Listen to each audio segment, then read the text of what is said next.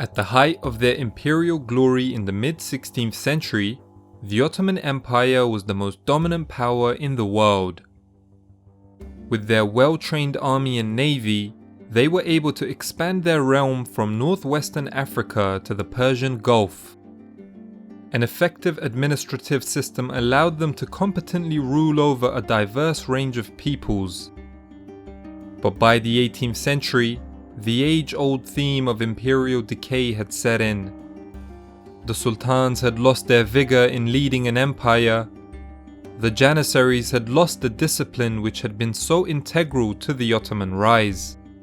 And the bureaucrats who had once given the state its stability had grown corrupt and inept. By the late 18th century, European powers looked to take advantage of this decline and force it to make territorial and economic concessions. It's in this context we now turn to Sir William Eton's survey of the Ottoman Empire, written in 1799.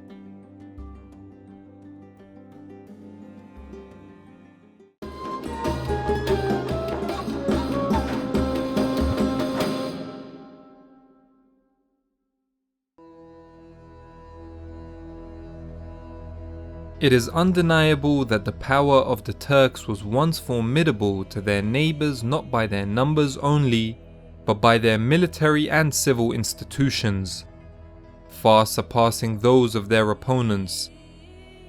And they all trembled at the name of the Turks, who with a confidence procured by their constant successes, held the Christians in no less in contempt as warriors than they did on account of their religion.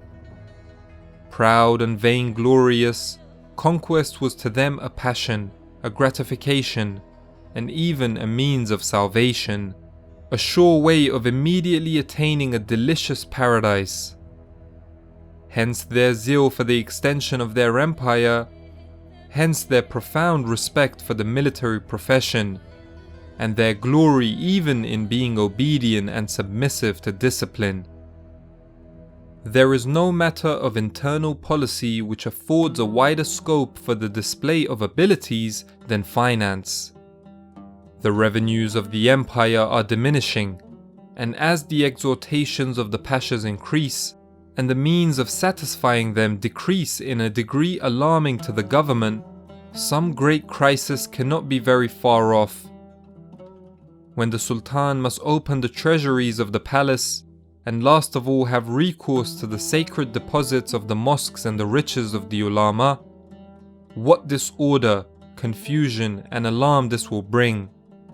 What revolutionary events it may produce in the provinces. From the distress and consequent weakness of the government may easily be foreseen. Universal anarchy must prevail, and every pasha will aspire at being an independent sovereign. Besides that, the Turks refuse all reform. They are seditious and mutinous. Their armies are encumbered with immense baggage, and their camp has all the conveniences of a town. For such was their ancient custom when they wandered with their hordes. When their sudden fury is abated, which is at the least obstinate resistance, they are seized with a panic, and have no rallying as before. The cavalry is as much afraid of their own infantry as of the enemy, for in a defeat they fire at them to get their horses to escape more quickly. In short, it is a mob assembled rather than an army levied. None of those numerous details of a well-organized body, necessary to give quickness, strength, and regularity to its actions, to avoid confusion, to repair damages, to apply to every part to some use, no systematic attack, defense, or retreat, no accident foreseen, nor provided for. The Turkish weapons require some notice. The artillery they have, and which is chiefly brass, comprehends many fine pieces of cannon, but notwithstanding the reiterated instruction of so many French engineers, they are ignorant of its management. Their musket barrels are much esteemed, but they are too heavy. nor do they possess any quality superior to common iron barrels, which have been much hammered, and are very soft Swedish iron. The art of tempering their sabres is now lost, and all the blades of great value are ancient. The naval force of the Turks is by no means considerable. Their grand fleet consisted of not more than 17 or 18 sail of the line in the last war with the Russians, and those not in very good condition. At present their number is lessened. The present reigning Sultan, Selim III, has made an attempt to introduce the European discipline into the Turkish army, and to abolish the body of the janissaries.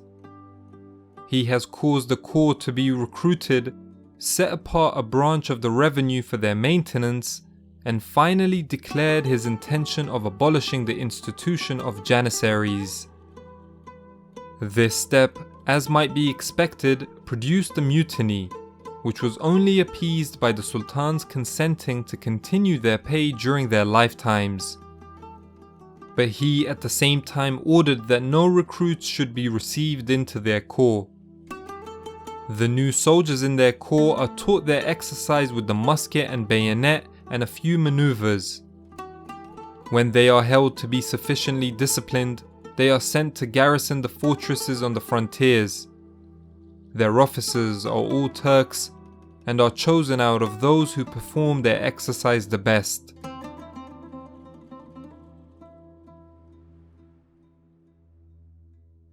Thank you guys for watching. I want to thank my patrons for always supporting. If you want to financially support Hikmah History, there's a link to my Patreon in the description to this video. Don't forget to check out my second channel on street food if you want to see delicious food being prepared. Until next time, peace!